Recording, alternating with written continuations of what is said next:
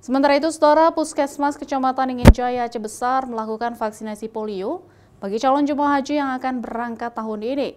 Selain vaksin meningitis, vaksinasi polio juga menjadi syarat wajib baru bagi seluruh calon jemaah haji dan petugas haji tahun 2025.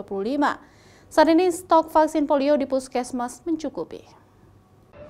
Sebanyak 60 calon jemaah haji di Kecamatan Ingin Jaya melakukan vaksinasi polio sebagai vaksinasi tambahan yang menjadi syarat wajib bagi calon jemaah haji yang akan berangkat ke Tanah Suci tahun ini.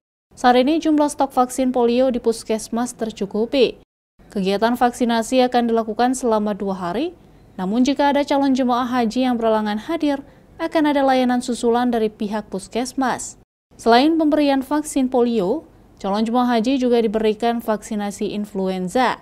Sedangkan vaksinasi meningitis belum diberikan karena masih menunggu jadwal dari Puskesmas. Tadi berapa kali divaksin? Ini pertama sekali naik haji. Kewajiban vaksinasi polio bagi para calon jemaah dan petugas haji ini mengikuti ketentuan Kementerian Kesehatan Arab Saudi yang dikeluarkan pada Maret lalu. Sebab Indonesia pernah mengalami kasus polio dalam 1 tahun terakhir. Untuk di tahun ini ada penambahan untuk vaksinasi jamaah haji.